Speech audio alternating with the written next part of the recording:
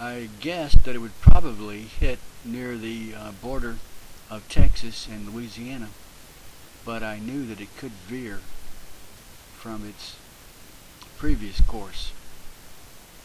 But by 6 o'clock, it became obvious that it was staying on the steady track that it had maintained since it passed over Cuba. The Anglo-American Secretariat was a section of the Comintern that supervised communist parties in America, Canada, Britain, and certain other English-speaking territories. Rudy Baker was a little-known CPUSA official who replaced J. Peters as head of CPUSA's underground organization. He returned to his native Yugoslavia after World War II.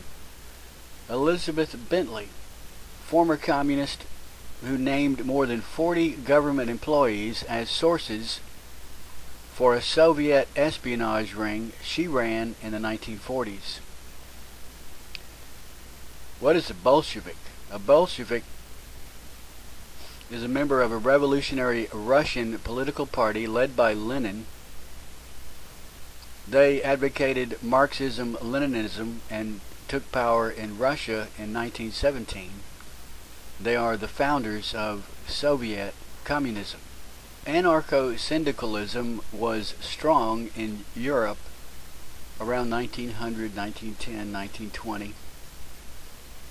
In America, the industrial workers of the world held views resembling anarcho-syndicalism.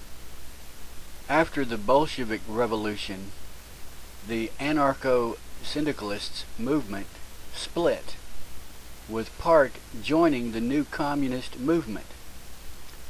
Those who remained anarcho-syndicalists tended to be hostile toward communism. Why? Because of communist support for the creation of an all-powerful political state dominated by the Communist Party.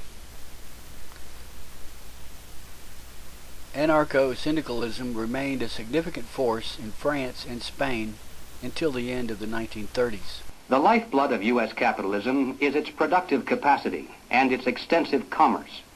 If these two factors were to become paralyzed and rendered sterile, the orderly function of the government establishment would degenerate into a state of chaos, and the superstructure of the system would collapse. The more automated a society is, the more vulnerable it is to forces of calamity. What would highly mechanized America be without electrical power? What would it be without modern transportation? What would it be without its industrial capacity? And then, having asked these questions, Robert Williams proceeds to explain in minute detail exactly how to manufacture the devices that can be used by a mere handful of people to ensure that highly automated America will lose its electrical power, its modern transportation, and its industrial capacity. I can assure you, ladies and gentlemen, that less than a dozen people, if they know what they're doing, can reduce any of our major cities into a helpless, seething mass of confusion, panic, and death. Just one person can poison the city's entire water supply, or destroy the main aqueduct, or blow up the principal pumping stations. And where would people in Los Angeles, for instance, get a drink of water if it didn't come out of a pipe? And how long can a human being survive without water? 4 or 5 days, perhaps? Long before that, there'd be tens of thousands of people dead in our cities, not from thirst, but because they were unable to defend what water they had from roving bands of desperate people who were dying of thirst. And that's thinking only of the loss of water. In your mind's eye, compound that with no food, no electricity, no way to dispose of sewage, no police protection, no water pressure to fight fires, no radio or TV, no telephone, no buses, no gasoline for your car, no way to escape, no place to go if you could. And don't think for a minute that the countryside would be immune from disaster either.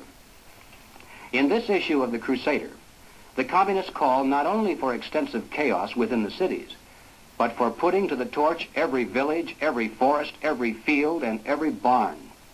The plan is for raging fires from one city to the next. The reason? Well, first, there's the value of sheer destruction.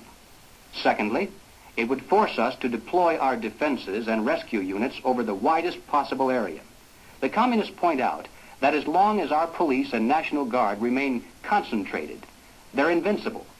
But if they can be forced to spread out over the entire city and into the countryside as well, then they can be picked off from ambush one by one.